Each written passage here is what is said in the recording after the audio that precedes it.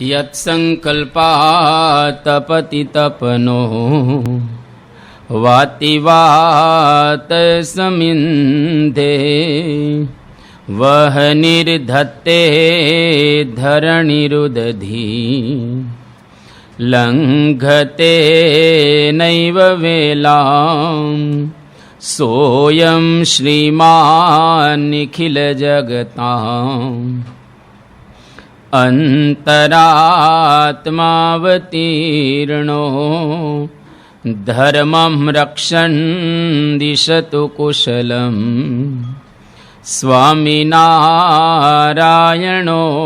नः यदरोमविवरे लीना अण्डानां कोटयः पृथक् तदक्षरं गुणातीतं नमाम्यहम्। भगवते श्री स्वामिनारायणाय नमो नमः। श्री अक्षर पुरुषोत्तमाभ्यां नमो नमः। श्री गुणातीतानंद स्वामी महाराजाय नमो नमः। श्री भगत जी महाराजाय नमो नमः। श्री शास्त्री जी महाराजाय नमो नमः।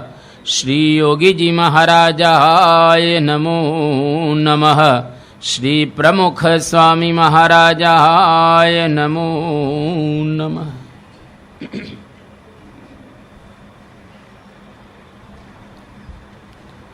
गई काले 58મું નામ જોયું। આજે શ્રીજી મહારાજનું 59મું નામ સર્વજીવ હિતાવહાય નમઃ।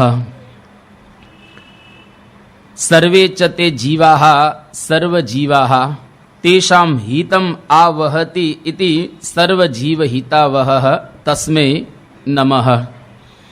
શ્રીજી મહારાજ કેવા હતા કે સર્વ જીવનું હિત કરનારા હતા। કોઈ પણ પ્રકારનો જીવ હોય એ મહારાજે એનું હિત કર્યું છે। આમ સમાજની અંદર 4 અંગ છે। એક તો સૌથી પહેલું અંગ આચાર્ય, જેને ધર્મ અને સંસ્કૃતિનું રક્ષણ કરવાનું હોય છે। બીજું સમાજનું અંગ છે સાધુ વર્ગ, જેને સમાજમાં સંસ્કૃતિનું પોષણ અને પ્રવર્તન કરવાનું હોય છે। ત્રીજું અંગ છે શાસકો, એટલે કે સમાજના ક્ષેમની ચિંતા કરનારા, જેને આપણે રાજ્યકર્તાઓ કહીએ અથવા રાજાઓ। અને ચોથું અંગ અન્ય પ્રજા બધા। આ 4નો શ્રીજી મહારાજે હિત કર્યું છે અને 4ને શ્રીજી મહારાજે એકદમ સારી રીતે પોષ્યા છે। 4 વર્ણ કહેવાય, બ્રાહ્મણ, ક્ષત્રિય, વૈશ્ય અને શૂદ્ર। 4 વર્ણનું પણ મહારાજે હિત કરેલું છે।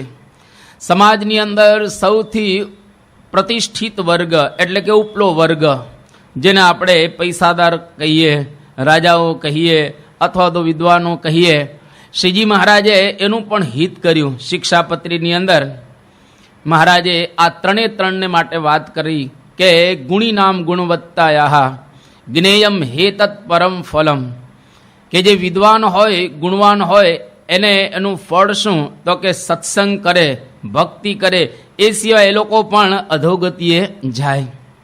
એનું પણ મહારાજે હિતનું અહીંયા આગળ રક્ષણ કરેલું છે। પૈસાદાર લોકો, મહારાજે કહ્યું કે આઢ્યેસ્તુ ગૃહિભિઃ કાર્યાઃ, જે લોકો પૈસાદાર હોય એ લોકોએ યજ્ઞ યાગાદિ કરવા, જેથી કરીને અન્ય પ્રજાને પણ ફાયદો થાય અને એના જીવનમાં એ પણ ઉત્કર્ષ પ્રાપ્ત કરી શકે। રાજાઓ હોય એ રાજાઓએ પણ પોતાની પ્રજાનું બરાબર રીતે પાલન કરવું, જેથી કરીને બળવો ન થાય। નહીંતર બળવો થાય એટલે રાજાઓને મુશ્કેલી સર્જાય, તેની પણ મહારાજે ચિંતા કરી। જે લોકો મજૂરો છે, મહારાજ કે એને અન્ન વસ્ત્ર જે પ્રમાણે કહેલા હોય એ પ્રમાણે આપવા, જેથી કરી અને કોઈ પ્રકારનો વાંધો ન। પ્રતિજ્ઞાતમ ધનમ દેયમ, જે પ્રતિજ્ઞા કરી હોય એ પ્રમાણે એ લોકોને આપવું। જે ભિખારી હોય મહારાજે એનું પણ હિતનું ચિંતન કર્યું. ભાવ્યમ દિનેશુ વત્સલેહી, જે દીન હોય, હીન હોય, જેની પાસે કશું જ ન હોય એવાને પણ મહારાજે અહીંયા આગળ યાદ કરેલા છે. જે લોકો પાપી હોય એનું પણ મહારાજે હિત કર્યું છે કે અજ્ઞાનાત જ્ઞાનતોવા, મહારાજ કે અજ્ઞાને કરીને કે જ્ઞાને કરીને તમે પાપ કરો તો એનો પ્રાયશ્ચિત કરી લેવું, જેથી કરીને એમાં તમે પછી આગળ ન વધો. અને શુદ્ધિ મહારાજે ત્યાં આગળ ચિંતી છે. એ લોકોનું પણ હિત કર્યું. ક્રૂર હોય, જે લોકો મારે છે અન્યને, એને પણ મહારાજે કહ્યું કે આપણે એનું પણ હિત કરવું છે.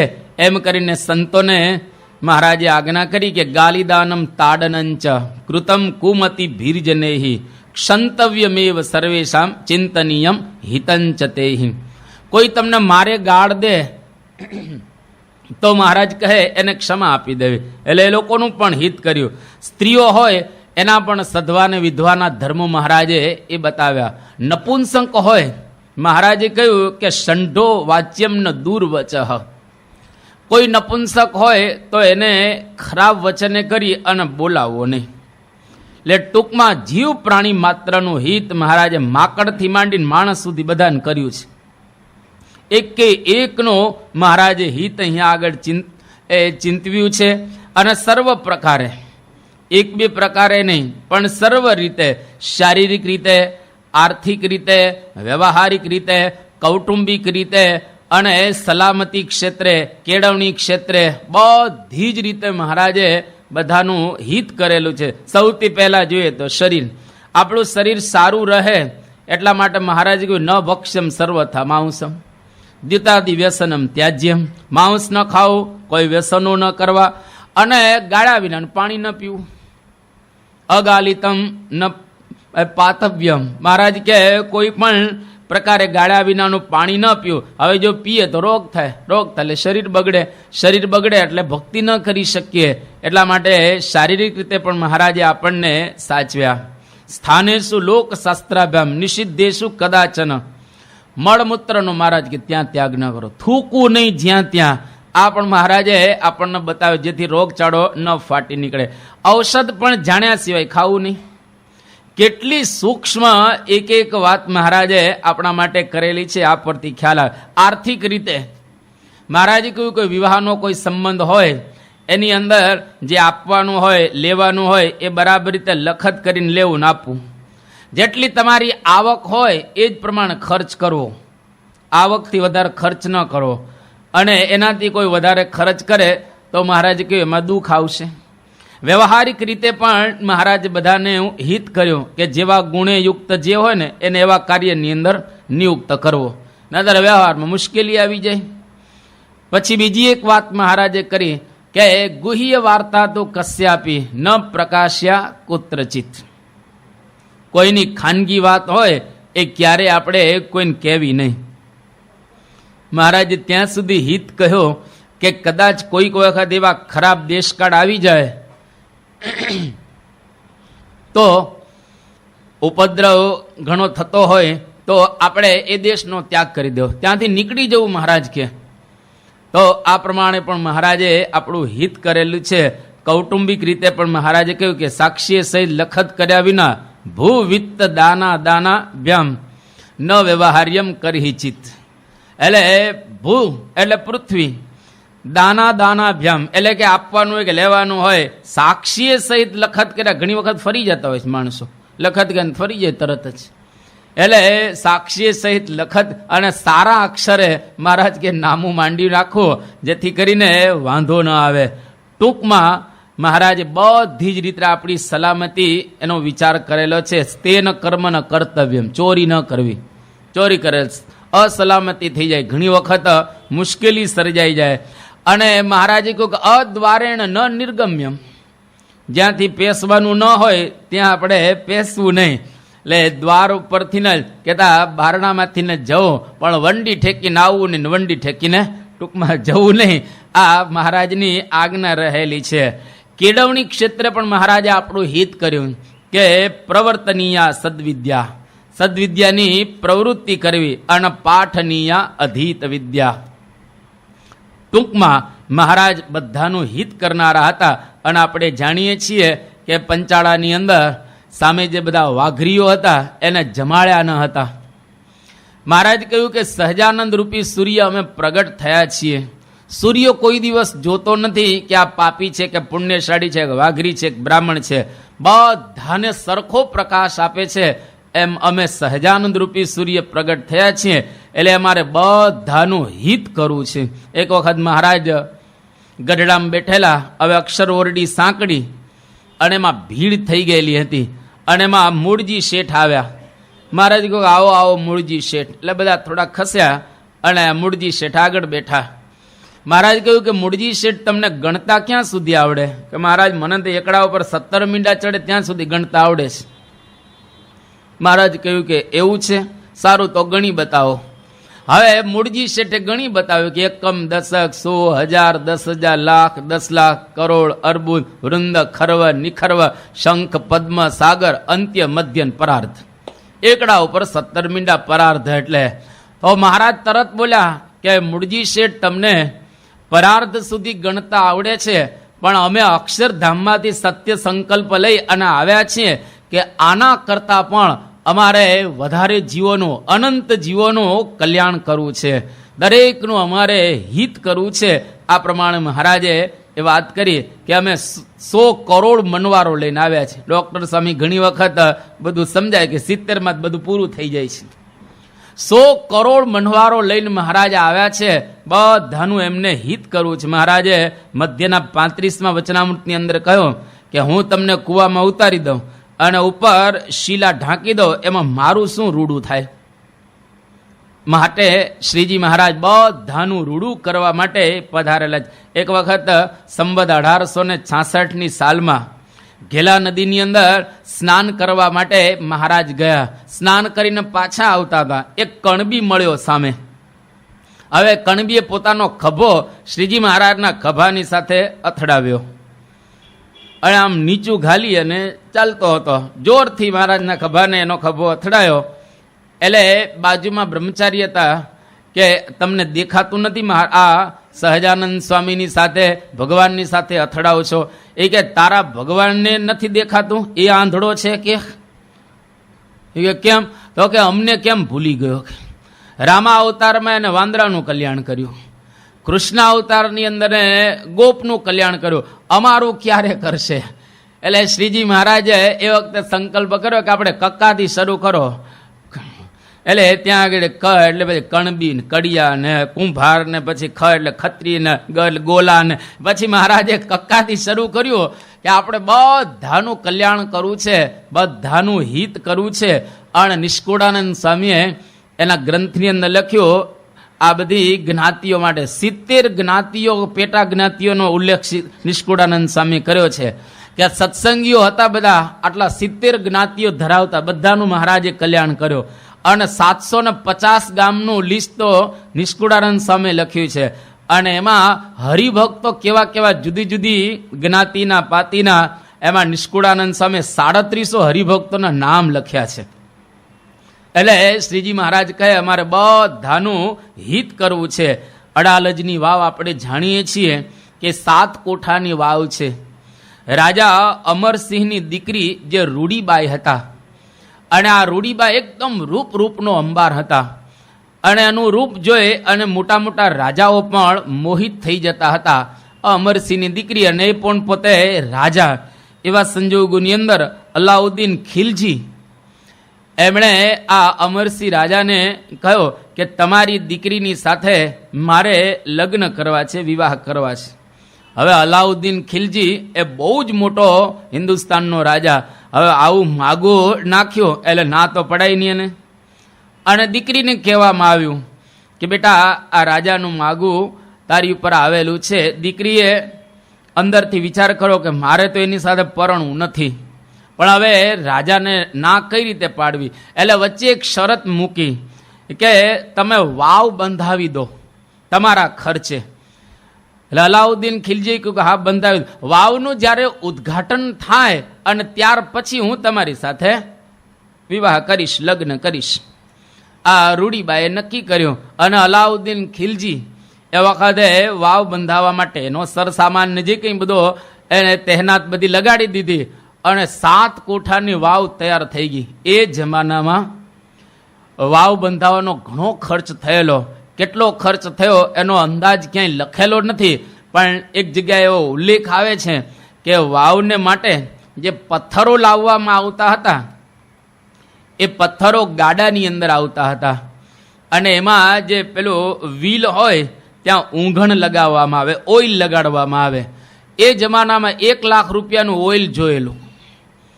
એની ઉપરથી આપણને અંદાજ આવે કે વાવ કેટલા રૂપિયાની બની હશે. પણ ટૂંકમાં બહુ જ મોટો વાવની અંદર ખર્ચ થયો હતો અને વાવ સંપૂર્ણ બંધાઈ ગઈ. અલાઉદ્દીન ખિલજી બહુ એકદમ ખુશ હતા કે હવે આ રૂપના અંબાર એવી રૂડીબાઈ એના લગ્ન મારી સાથે થશે. અને બરાબર વાવનું જ્યારે ઉદ્ઘાટન કરવાનું હતો એ જ વખતે આ બાઈ જે રૂડીબાઈ એ વાવની અંદર કૂદકો મારી અને ત્યાં મૃત્યુ પામે છે. અને એ વખતે ત્યાં મરતા મરતા એને એક સંકલ્પ કર્યો કે આ વાવની અંદર ભગવાન કે સંત એ સ્નાન કરે અને મારું કલ્યાણ કરે, કારણ કે વાવમાં એમણે કૂદકો મારેલો ધામમાં ગયા હતા એટલા માટે. અને શ્રીજી મહારાજ 500 સંતોની સાથે એ વાવથી આગળ પસાર થતા હતા અને એમાં લેખ પણ હતો અને લેખ નિષ્કુળાનંદ સ્વામીએ વાંચ્યો. મહારાજ કહે આપણે બધાએ અહીંયા આગળ સ્નાન કરવું છે. અને મહારાજ અને 500 સંતોમાં સ્નાન કર્યું. ત્યાર પછી બહાર સભા કરી અને મહારાજે કહ્યું કે આ અડાલજની વાવ 7 કોઠાની છે. આ આખી વાવ સરસવના દાણાથી ભરાઈ જાય અને તીરવા સગ ચડે, એટલે કે આમ તીર મૂકો અને જેટલો ઢગલો થાય એટલા સરસવના દાણા, એટલા જીવોનું અમારે મહારાજ કે કલ્યાણ કરવું છે. અને વાવ જે બંધાય એટલે જેને બાંધીએ રૂડીબાઈ, અને રૂડીબાઈ બીજા જન્મની અંદર ધરમપુરના કુશળ કુંવરબા થયા. એટલે આ કુશળ કુંવરબા આપણે જાણીએ છીએ કે બીજા જન્મની અંદર એમને મહારાજને વિશે અતિશય આ ભક્તિ જેને લઈ અને મહારાજ એમના દરબારમાં ગયા. 15 દિવસ મહારાજનો લાભ લીધો અને પછી મહારાજ જ્યારે આવ્યા પછી 15 દિવસમાં જ આ કુશળ કુંવરબા ધામની અંદર ચાલી ગયા. મહારાજ કે અમારી મૂર્તિ કઈ રીતે ઉતારવી એ કુશળ કુંવરબાના આખ્યાન ઉપરથી તમને ખબર પડશે. તો આની ઉપરથી આપણને ખ્યાલ આવે કે મહારાજ આટલા બધા જીવોનું કલ્યાણ કરવા માટે આ લોકની અંદર પધાર્યા છે. એટલે નિષ્કુળાનંદ સ્વામી લખ્યું કે કળશ ચડાવ્યો કલ્યાણનો રે, સૌના મસ્તક પર મોડ પુરુષોત્તમ પ્રગટી રે.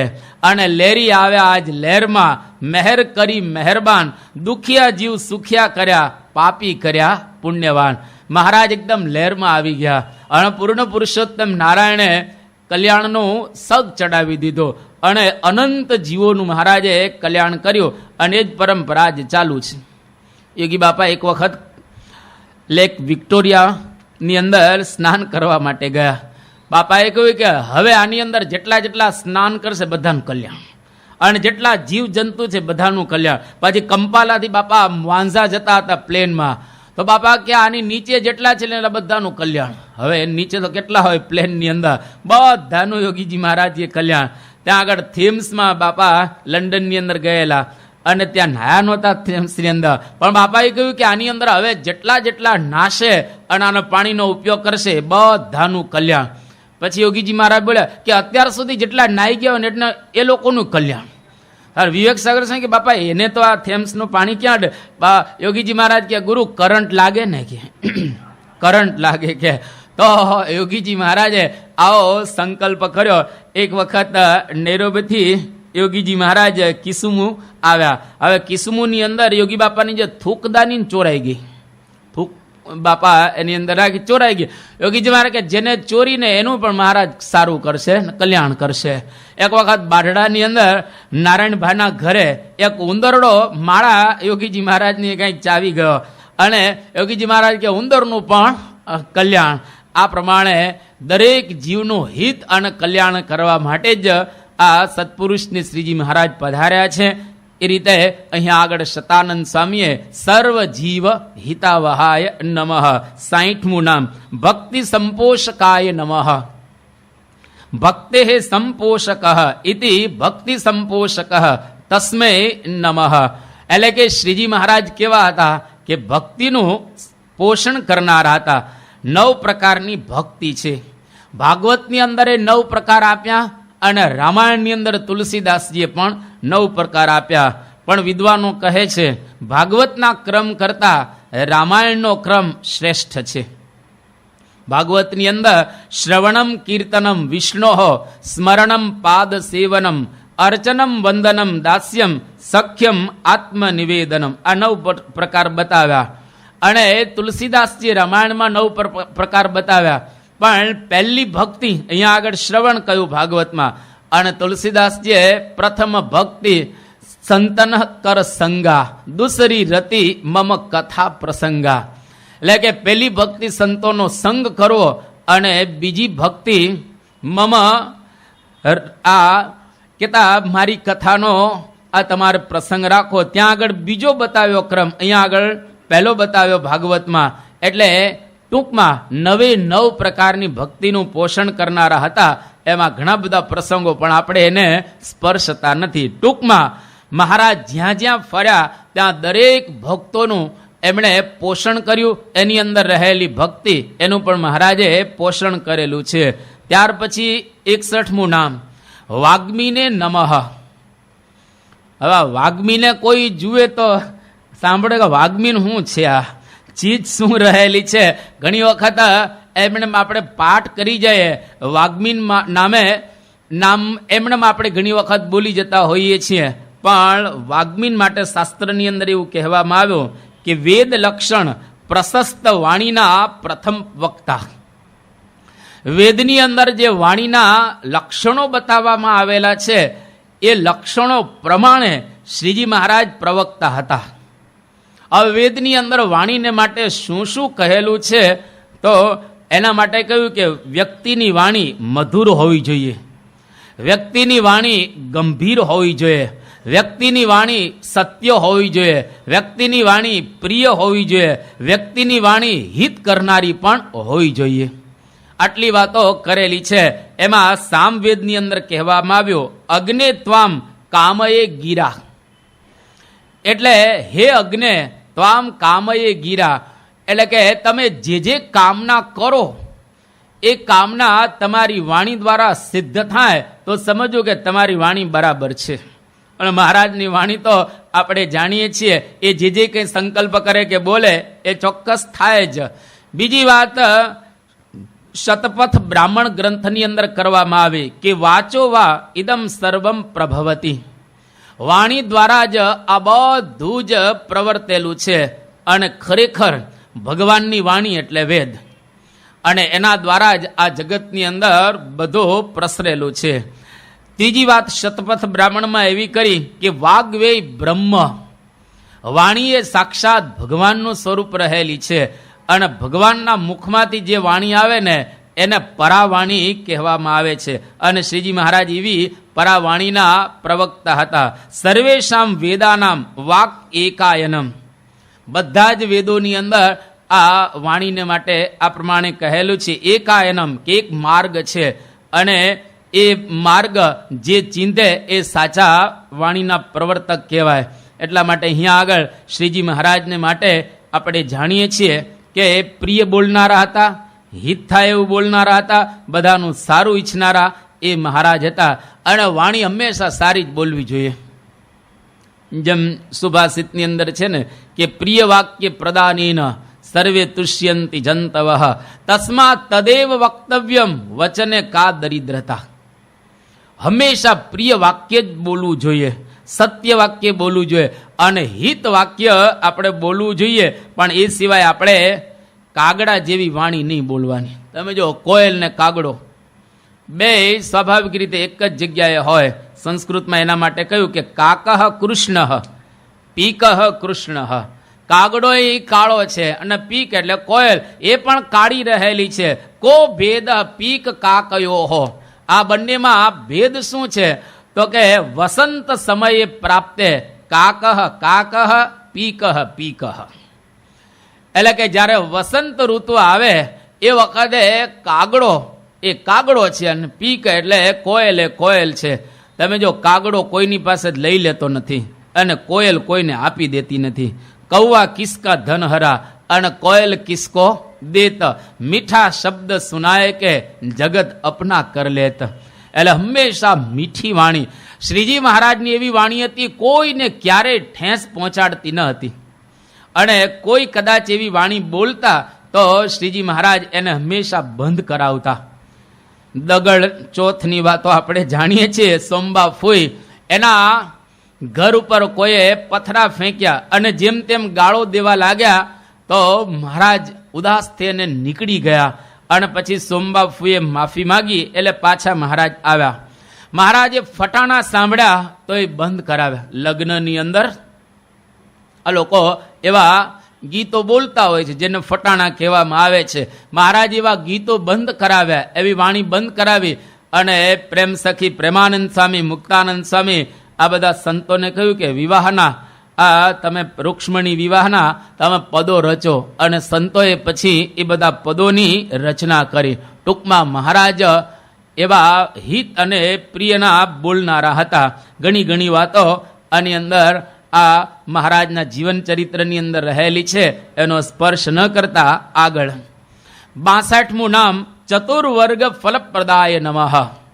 ચતુર્વર્ગ ચત્વારશ્ચ તે વર્ગાઃ ઇતિ ચતુર્વર્ગાઃ તેષાં ફલમ ચતુર્વર્ગ ફલમ તસ્ય પ્રદઃ તસ્મૈ નમઃ. મહારાજ કેવા હતા તો કે 4 વર્ગની સિદ્ધિ કરનારા, એને આપનારા હતા. 4 વર્ગ કયા? તો કે ધર્મ, અર્થ, કામ અને મોક્ષ. 4 ને આપનારા. કેટલા? 4 પુરુષાર્થને આપનારા શ્રીજી મહારાજ હતા. એક જ ભગવાન ઘણી બધી કામનાઓ આપણી હોય, બધી જ કામનાઓને પૂર્ણ કરી શકે એવી એમાં શક્તિ રહેલી છે. એટલા માટે શ્રુતિની અંદર એક શ્લોક એવો આવે છે કે એકો બહુનામ યો વિદધાતિ કામાન. સ્મૃતિમાં છે સકલ ફલપ્રદો વિષ્ણુ. કે ભગવાન કેવા છે? એક જ છે, પણ બહુનામ યો વિદધાતિ કામાન.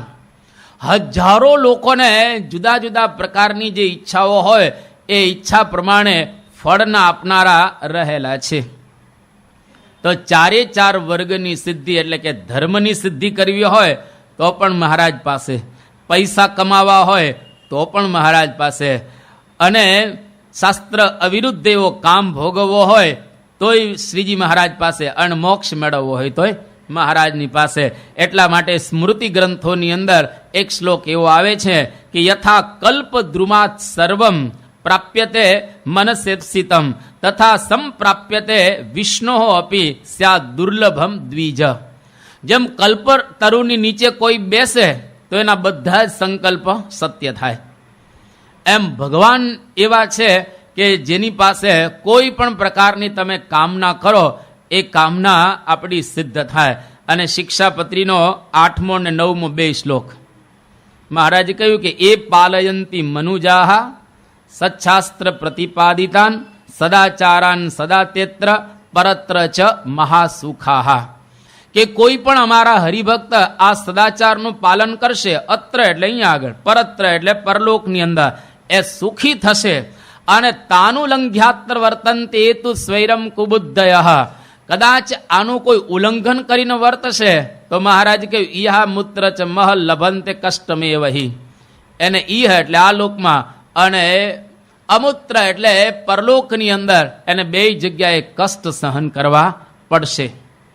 એટલે અહીંયા આગળ કે પરલોકની અંદર જો આપણે સુખી થવું હોય તો શ્રીજી મહારાજના વચન પ્રમાણે વર્તવું પડે. અને મહારાજે 206 અને 7મો આ 2 શ્લોકની અંદર લખ્યો કે વર્તિષ્યંતે યહ ઇત્થમ હિ પુરુષા યોશિસ તથા તે ધર્માદિ ચતુર્વર્ગ સિદ્ધિમ પ્રાપ્સ્યંતિ નિશ્ચિતમ. જે કોઈ પુરુષ કે સ્ત્રી અમે કહેલી આજ્ઞા પ્રમાણે અથવા અમારા વચન પ્રમાણે વર્તશે તો 4 વર્ગની સિદ્ધિ પ્રાપ્ત કરશે. ચતુર્વર્ગ ફલપ્રદાય નમઃ. ધર્મની સિદ્ધિ પણ મહારાજે બતાવી શિક્ષાપત્રીની અંદર કે વ્યભિચારો ન કર્તવ્ય. અમારા હરિભક્તોએ કોઈ પણ પ્રકારનો વ્યભિચાર ન કરો, કોઈ પણ પ્રકારની હિંસા ન કરવી. જો આ પ્રમાણે વર્તશે તો એના જીવનમાં ધર્મની સિદ્ધિ થશે. અર્થ, પૈસા, એની પણ વાત મહારાજે કહી કે પૈસા કમાવા હોય તો યથાશક્તિ યથાકાલમ સંગ્રહ અન્ન ધનસ્ય તૈહિ યાવત વ્યયંચ કર્તવ્ય પશુમદ્ભિ તૃણસ્ય ચ આય દ્રવ્યાનુસારેણ વ્યય કાર્યો હિ સર્વથા અન્યથા તુ મહદ દુઃખમ ભવેત ઇતિ અવધાર્યતા. આ બે શ્લોકમાં મહારાજે અર્થની સિદ્ધિ કે પોતાની શક્તિ પ્રમાણે અન્ન અને ધનનો સંગ્રહ કરવો. ઘણા કરતા નથી સંગ્રહ. હવે મંદી આવે ને ત્યારે કંઈ પૈસા સંગ્રહેલા ન હોય તો મુશ્કેલીમાં મુકાઈ જાય છે. ઘણા બધા હરિભક્તો પહેલેથી સરખી વ્યવસ્થા ન કરે શિક્ષાપત્રી પ્રમાણે, એટલે જેટલો પગાર આવે ને એટલો બધો વાપરી જ નાખતા. પગારના 20% સ્ટોકમાં મુકાય. આપણી આવક હોય 20-25% એને સ્ટોકની અંદર મૂકવી પડે. કારણ કે કોઈક વખત મોટો ખર્ચો થઈ જાય તો ક્યાંથી પૈસા કાઢવાના, પછી ઉછીના લે અને વ્યાજ પછી ચડતું જાય. એટલે મહારાજ કહ્યું કે અન્ન અને ધનનો સંગ્રહ ધીરે ધીરે કરવો, જેથી કરીને કોઈ પણ પ્રકારનું દુઃખ ન આવે. જો શિક્ષાપત્રી પ્રમાણે હરિભક્તો રહે ને એક એક શ્લોક પ્રમાણે, તો એને બિલકુલ દુઃખ ના આવે. કોઈ પ્રકારે એને વ્યવહારમાં તકલીફ જ ક્યારેય ન પડે. જો અત્યારે LICનો જો વીમો તમે લીધેલો હોય, હવે એનું પ્રીમિયમ ફક્ત 3800 રૂપિયા આખા વર્ષનું હોય છે. 3800 રૂપિયા એટલે કંઈ ન કહેવાય. અને એમાં કદાચ તમે માંદા પડો તો 1 લાખ રૂપિયા તમને મળે.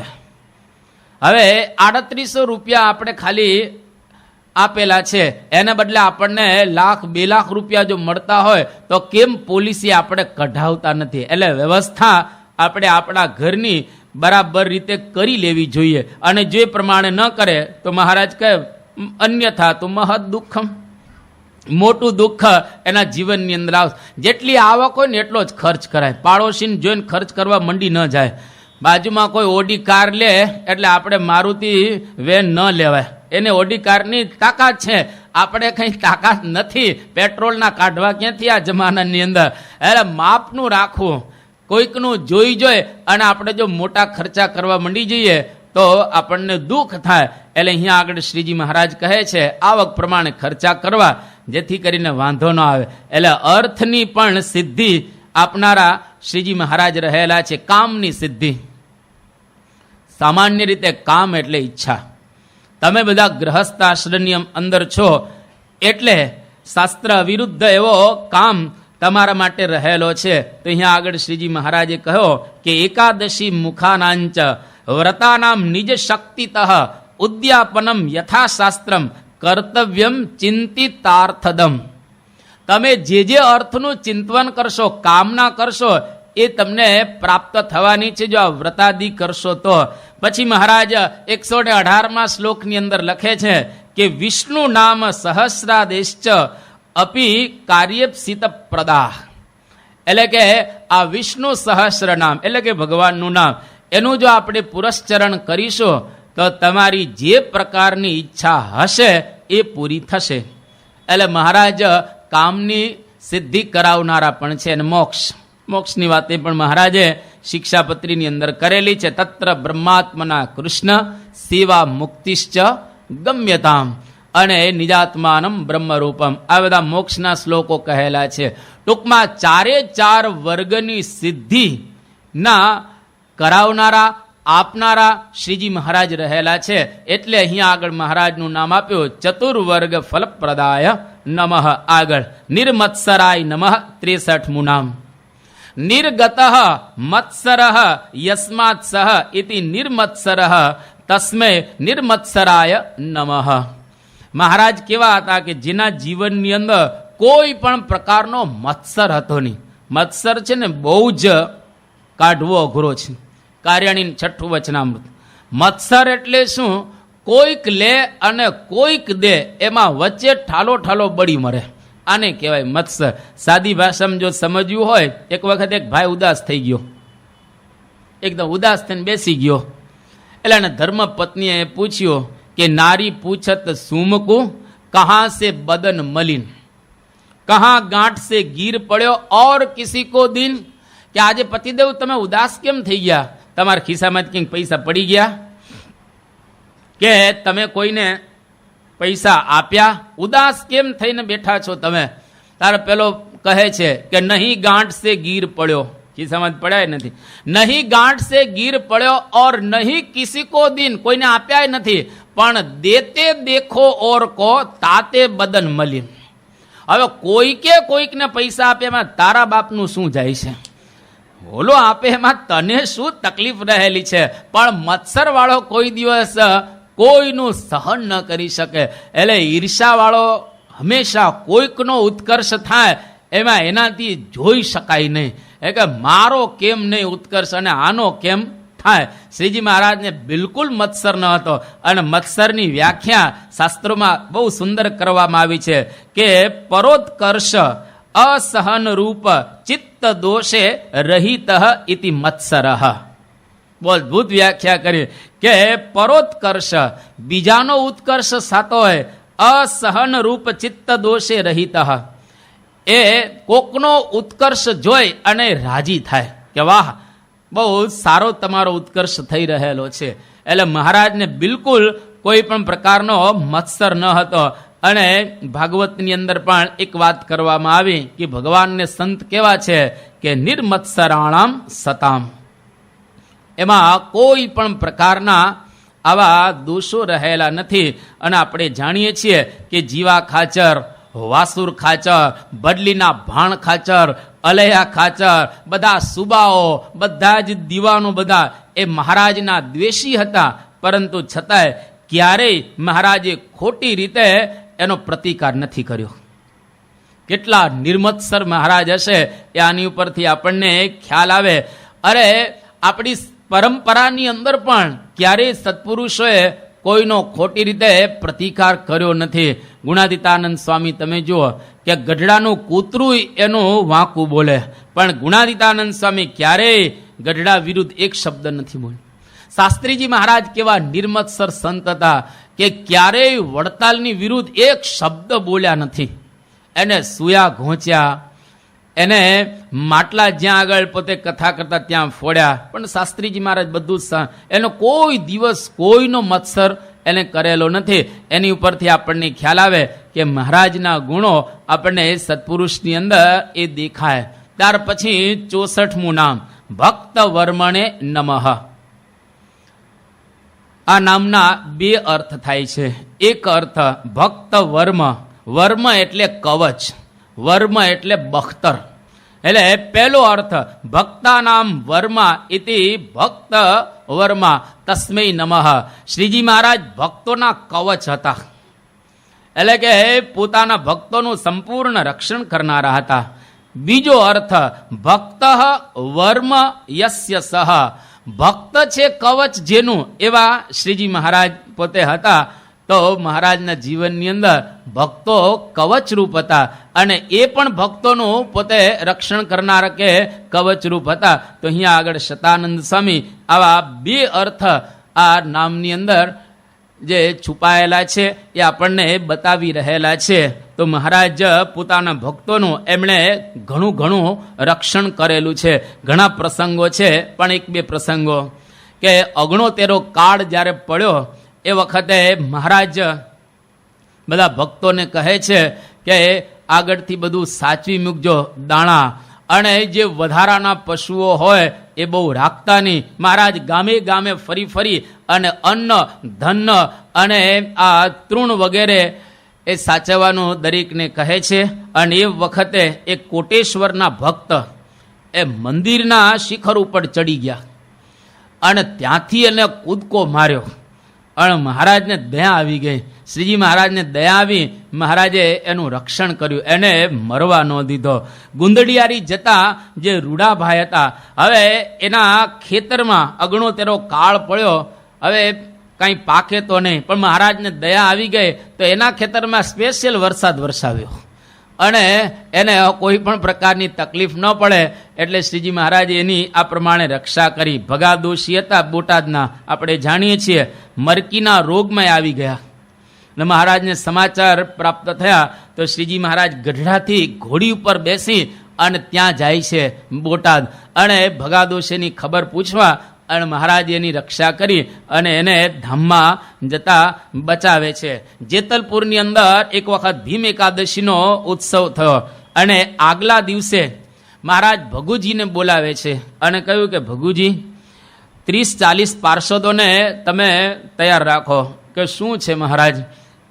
તો કે હમણાં આપણો હરિભક્તોનો એક સંઘ, એ સંઘને 3 ગાંવ દૂર બધા લૂંટારુઓએ આ પ્રમાણે પકડ્યા છે અને બધું જ એ લોકો લૂંટી લેવાના છે, તો તમે બધા 30-40 ત્યાં આગળ જાઓ અને એ લોકોને છોડાવો. મહારાજ અંતર્યામી પણ આ બધો કહી રહેલા છે અને ભગુજીને બોલાવી આખા સંઘને મહારાજે ત્યાં આગળ છોડાવ્યો. તો આવી રીતે શ્રીજી મહારાજ દરેકનું રક્ષણ કરનાર હતા. ભામા પરના કરસન બાંભણીઓ, એ પોતે આમ આહિર હતા અને એને એકદમ ચિંતા હતી કે મારા ખેતરની અંદર આ બધો પાક છે અને આજુબાજુ પેલા રોજ આવતા હતા. તો શ્રીજી મહારાજને વિનંતી કે મહારાજ, અમારો પાક આ રોજ બધા ખાઈ જાય છે. શ્રીજી મહારાજ કે અમે રક્ષા કરીશું. તો દરરોજ રાત્રે શ્રીજી મહારાજ માણકી ઘોડી ઉપર બેસી અને એના ખેતરનું પોતે રક્ષણ કરતા હતા. તો કેવા ભક્ત વર્મા કેતા ભક્તનું રક્ષણ કરનારા છે, આની ઉપરથી આપણને ખ્યાલ આવે. ઇંગ્લેન્ડના એન્ડ્રુઝ ડનલોપ એક વખત શિકાર કરવા ગયેલા અને વાઘ નજીક આવી ગયો, એકદમ નજીક આવી ગયો અને વાઘે જેવી તરાપ મારી તો શ્રીજી મહારાજે પ્રગટ થઈ આ એન્ડ્રુઝ ડનલોપને ઉપર ખેંચી લીધા અને પેલો વાઘ તો જતો રહ્યો. પછી એન્ડ્રુ ડનલોપ પોતે ભારતની અંદર આવે છે અને અમદાવાદના એક કલેક્ટર થાય છે અને એ વખતે એને શ્રીજી મહારાજના દર્શન થયા. એટલે પહેલી જ વખત મહારાજના જોઈને દર્શન થતા હતા એટલે બોલ્યા કે મેં તમને જોયા છે. મહારાજ કે આપણે મળ્યા નથી. પછી એને કહ્યું કે મેં તમને જોયા છે. એને યાદ આવી ગયો કે વાઘ મારી ઉપર તરાપ એને મારી એ વખતે તમે જ મારું રક્ષણ કરેલ. મહારાજ કે બરાબર છે. યોગીજી મહારાજને પૂછ્યું કે બાપા તમે ઇંગ્લેન્ડ કેમ આવ્યા? એ કે આ પ્રસાદીની ભૂમિ છે ને એટલા માટે. એ કે અહીં તો ભગવાન સ્વામિનારાયણ આવે કે દિવ્ય દેહે અહીંયા આગળ એન્ડ્રુ ડનલોપને બચાવવા માટે આવેલા. તો આ રીતે મહારાજે એનું પણ રક્ષણ કર્યું. કાશીદાસનું રક્ષણ કરેલું છે, રઘુવીરજી મહારાજને મહારાજે રક્ષેલા છે અને લીંબડીમાં રામજી ભક્તને દર્શન આપીને પણ મહારાજે રક્ષા છે. આવા કેટલાય ભક્તોની મહારાજે રક્ષા કરી છે. ત્યાર પછી 65મું નામ બુદ્ધિદાત્રે નમઃ. શ્રીજી મહારાજ કેવા હતા? તો કે બુદ્ધે દાતા ઇતિ બુદ્ધિદાતા તસ્મે નમઃ. મહારાજ બુદ્ધિના આપનારા હતા. બુદ્ધિ એટલે જ્ઞાન. 2 પ્રકારની બુદ્ધિ રહેલી છે, એક લૌકિક બુદ્ધિ અને બીજી અલૌકિક બુદ્ધિ. હવે લોકની અંદર કઈ રીતે રહેવો એની પણ મહારાજ આપણને ઘણી બધી શિક્ષા આપે છે. અને અલૌકિક બુદ્ધિ એટલે કે અધ્યાત્મ જ્ઞાન એના આપનારા પણ શ્રીજી મહારાજ રહેલા છે. અને બુદ્ધિયોગ જો આપણને પ્રાપ્ત થાય તો જ ભગવાનના માર્ગે આગળ વધી શકાય. એટલા માટે કૃષ્ણ ભગવાને ગીતાની અંદર કહ્યો કે તેષામ સતત યુક્તાનામ ભજતામ પ્રીતિપૂર્વકમ દદામી બુદ્ધિયોગમ તમ એન મામ ઉપયાંતિ તે. અર્જુનને કહે છે કે હું તને બુદ્ધિયોગ આપું છું જેના દ્વારા તું મને પ્રાપ્ત કરી શકીશ. એટલે આપણે પણ શ્રીજી મહારાજને જો પ્રાપ્ત કરવા હોય તો એની આપેલી બુદ્ધિ દ્વારા જ આપણે એને પ્રાપ્ત કરી શકીશું. આપણે આપણી બુદ્ધિના દોઢ પ્રમાણે ગમે તેટલા પ્રયત્ન કરીશું તો એને પ્રાપ્ત નહીં કરી શકાય. ભાદરણના પુરુષોત્તમ બહુ જ્ઞાની હતા અને આમ હોશિયાર પણ હતા. ભગતજી મહારાજનો સમાગમ કરવા માટે મહુવા વારે વારે જતા, શાસ્ત્રીજી મહારાજને બધા. એ વખતે એક ભગતજી મહારાજે કહ્યું કે બધા હવે તમે ઘરે જાઓ, હવે અહીંયા આગળ હવે નથી તમારે રહેવાનું. આ ભાદરણના પુરુષોત્તમ રોકાઈ ગયા અને બધા જતા રહ્યા ભગતજી મહારાજની આજ્ઞા પ્રમાણે. ભગતજી મહારાજે એને કહ્યું કે તમે કેમ રોકાઈ ગયા? તો કે અહીંયા આગળ તમારો સમાગમ કરવા અને તમારો નિશ્ચય કરવા માટે રોકાયેલા છીએ. ત્યારે ભગતજી મહારાજે કહ્યું કે મારી આજ્ઞા પ્રમાણે તમે વર્તતા નથી અને આજ્ઞાનું ઉલ્લંઘન કરીને તમે રોકાયેલા છો. હું એક ચરિત્ર એવું કરીશ ને તમને મનુષ્ય ભાવ મારામાં આવી જશે. માટે સત્પુરુષની આજ્ઞા પ્રમાણે બરાબર વર્તવું જોઈએ. અને ભગવાનને સંત જે કહે ને એ બરાબર જ હોય. એટલે એની બુદ્ધિથી જ આપણે એને ઓળખી શકતા હોય. કારણ કે આપણી બુદ્ધિ તો બહુ સામાન્ય કહેવાય. ગમે તેટલો હોશિયાર કે બુદ્ધિશાળી માણસ હોય પણ એ ભગવાનને જાણી શકતો ને. બુદ્ધે હે પરમ ગતઃ, ભગવાન તો બુદ્ધિથી પરના રહેલા છે. એટલે એની આપેલી પ્રસાદીની બુદ્ધિ દ્વારા જ આપણે એમને ઓળખી શકતા હોઈએ છીએ. એટલે અહીંયા આગળ બુદ્ધિદાત્રે આપણને નિર્મળ બુદ્ધિ આપે અને નિર્મળ બુદ્ધિ આપણને આપે એના દ્વારા આપણે એને ઓળખી શકીએ. ગીતાની અંદર આ શ્લોકનો અર્થ કર્યો શંકરાચાર્ય, બહુ અદ્ભુત અર્થ કર્યો કે બુદ્ધિ સમ્યક દર્શનમ મત તત્વ વિષયમ તેન યોગ બુદ્ધિ યોગ. એટલે કે બુદ્ધિ જે સમ્યક દર્શન ભગવાનનું કરાવે એની આપેલી પવિત્ર બુદ્ધિ દ્વારા આપણે એ તત્વને સારામાં સારી રીતે પ્રાપ્ત કરી શકીએ, ઓળખી શકીએ. એ કહેવાય બુદ્ધિ. અને એવી બુદ્ધિના દાતા શ્રીજી મહારાજ હતા એ વાત અહીંયા આગળ કરે છે. અને ત્યાર પછી આગળના મંત્ર, આગળના નામની અંદર કહેતા 66મું નામ અતિ પાવનાય નમઃ. મહારાજ કેવા હતા? અતિશય ન પાવયતી અતિ પાવન, અતિશય પવિત્ર કરનારા. સામાન્ય રીતે પવિત્ર તો ઘણા બધા હોય છે પણ અતિશય પવિત્ર એટલે કોઈ પણ પ્રકારની મલિન વાસનાય નહીં અને મલિનતાય નહીં. મનની અંદર કોઈ પણ પ્રકારની મેલાશની, આપણે કહીએ ને મેલો નહીં. આપણે ઘણી વખત મનનો મેલો છે. આમ શરીરથી ઉજળો હોય પણ મનનો એ માણસ મેલો હોય. અને જ્યાં સુધી મનનો મેલો હોય ત્યાં સુધી એ ક્યારેય ભગવાનને પ્રાપ્ત કરી શકતો હોતો નથી. એટલે અહીંયા આગળ શ્રીજી મહારાજ અતિશય પાવન કરનારા હતા, શુદ્ધ કરનારા હતા, પવિત્ર કરનારા હતા. અને પવિત્ર થવાની વાતો બધા શાસ્ત્રમાં કરેલી છે કે કઈ રીતે પવિત્ર થવાય. તો ગીતામાં ભગવાન કૃષ્ણ કહે છે કે યજ્ઞ દાન તપઃ કર્મ ન ત્યાજ્યમ કાર્યમ એવ તત યજ્ઞો દાનમ તપશ્ચૈવ પાવનાની મનીષિણામ. યજ્ઞ, દાન અને તપ આ ત્રણ દ્વારા મનુષ્ય પવિત્ર થઈ શકે. તો શ્રીજી મહારાજે ત્રણનું પ્રવર્તન કરેલું છે. યજ્ઞનું પ્રવર્તન કરેલું છે, દાનની વાતો પણ મહારાજે કરેલી છે અને તપની વાતો પણ કરેલી છે. આ ત્રણના પ્રવર્તક શ્રીજી મહારાજ હતા.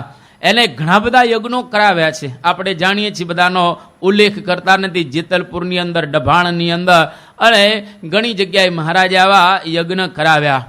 અને દાન પણ આપવાની મહારાજે વાતો કરેલી છે. શિક્ષાપત્રીમાં પણ કહ્યું કે 10 કે 20, 10મો ભાગ કે 20મો ભાગ.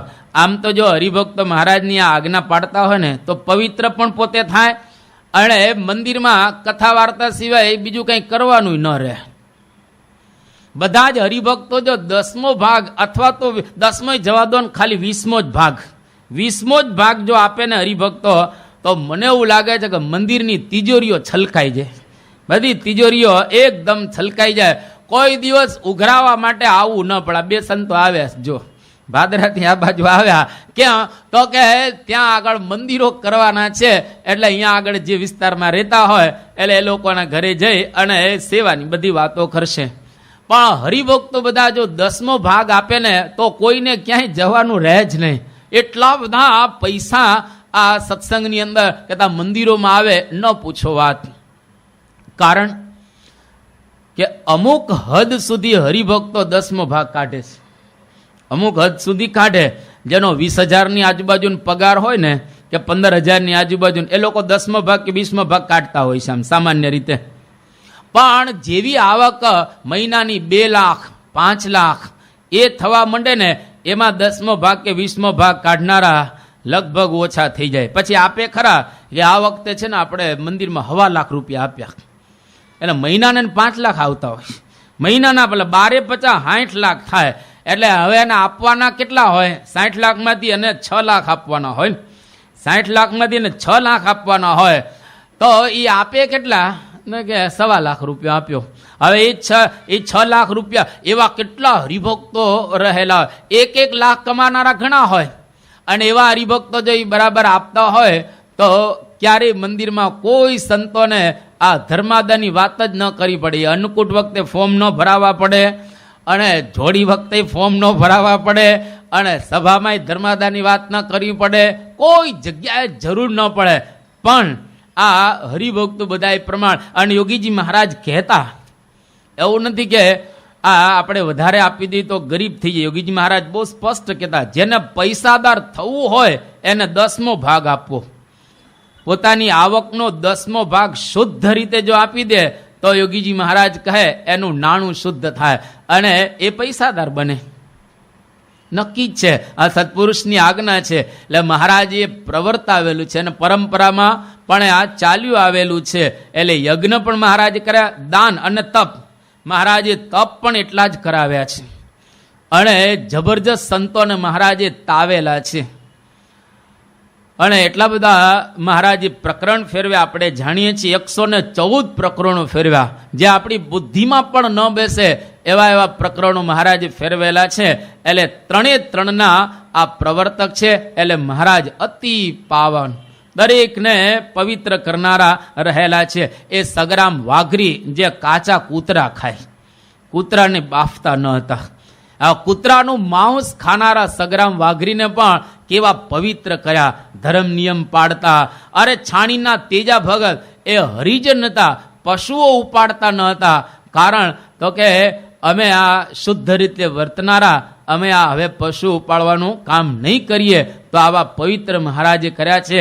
જેતલપુરની ગણિકા જેવાને પણ મહારાજે કહેતા, વેશ્યાને પણ મહારાજે પવિત્ર કરી. એટલે શ્રીજી મહારાજ કેવા હતા કે અતિ પાવનાય નમઃ, અતિ પવિત્ર કરનારા હતા. અને 67મું નામ હવે આવતીકાલે. શ્રી સ્વામિનારાયણ ભગવાનની જય.